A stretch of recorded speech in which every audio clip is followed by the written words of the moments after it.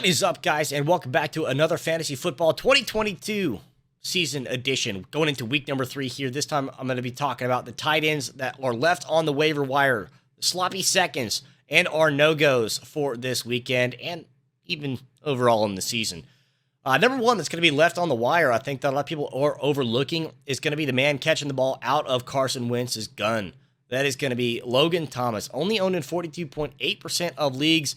And all of these, I'm going to put an asterisk on because of my first player on my no-go list. If you have the first player on my no-go, that's a guy you're going to drop, and you're going to go for one of these three. Logan Thomas right now is the first one up because, like I said, less than 43% ownership. Granted, facing a tough Philly defense this week, but is getting a ton of attention from the quarterback, is getting all kinds of numbers, especially with Carson Wentz throwing the ball 45 times a game. The odds are there. Logan Thomas is going to be able to get 5-6 targets a game at least, and then pick up from there.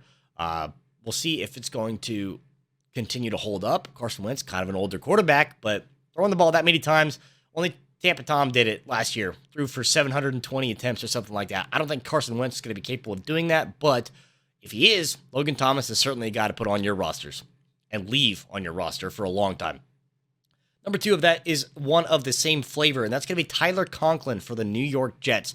10% ownership right now, getting a ton of attention from the quarterback. Joe Flacco, as I said in my quarterback video, is at the elite Joe Flacco playoff edition that we have seen in past, but right now for the New York Jets. Granted, we all know Zach Wilson is making his return at the earliest next week, but give it a week or two. Here we'll see how that is going to translate from one to the next, if Zach Wilson's return is actually going to be a hindrance to Tyler Conklin's productivity. But if it is, then you at least have someone who's going to be taking these numbers from Joe Flacco, a little bit of trade bait on the side for people not paying attention to Zach Wilson's return. Maybe you get some extra value out of Conklin on the backside. Number 3 on this one is another one getting a lot of attention from the quarterback here and is flying under the radar of a lot of people as well. 1.6% ownership. Juwan Johnson for the New Orleans Saints, tight end number 1.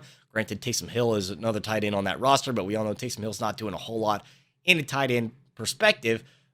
6 targets a game. Juwan Johnson got 7 targets week 1, 5 targets week 2. Is reliant on a touchdown, going over a 40-yard mark. He's gotten 4 or 5 catches for over 40 yards, both of those games. Reliant on that touchdown to be a number 1 tight end in the league, worthy of just sitting on your roster, leaving in the tight end slot, swap him out on a bye week. But if Juwan hits that tight end touchdown, gold mine. You are sitting on a tight end top 5 numbers every single week. And the fact that there's only 1.6% of ownership, this is just a nice little resident sleeper sitting right there on the waivers, just waiting to get claimed for somebody.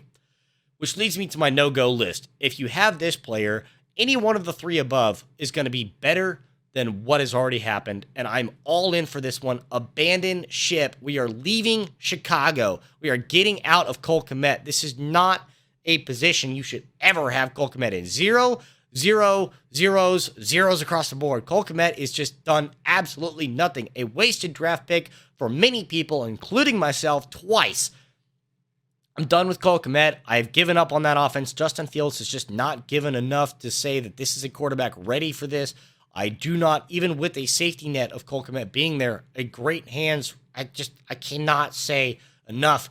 Cole Kmet's done. The time has passed. There are better tight ends, like one of the 3 I've already mentioned. It is time to move on from him, find somebody else.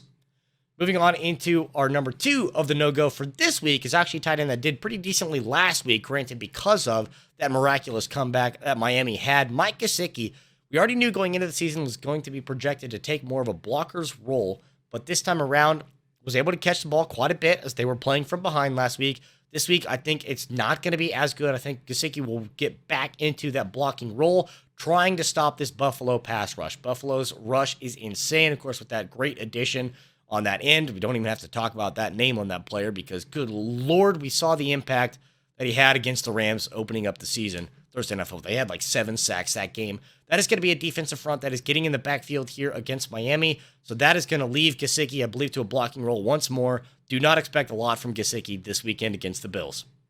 And number 3, another one just not getting enough attention. A player, wasted draft pick at this point right now as to how you're looking at it. Still early in the season, of course. Still has a lot of room for redemption. But Kyle Pitts and that Atlanta offense just not getting it done at all. They're scoring some points, but they're also giving up a lot of points on the other side.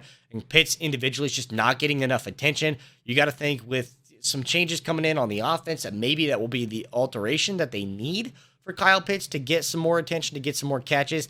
Even with the mediocre Seattle defense, I think you could slide in behind those linebackers, getting 6 to 8 yards in a catch. I'm just not sold on Kyle Pitts right now. I think that there are better options in the league. Granted, Kyle Pitts is one of those players that you drafted so high, you have to think this is a player that's staying in my starting roster no matter what. But I assure you, you probably have a running back or wide receiver that you can drop to pick up one of the previous mentions that I had in tight end.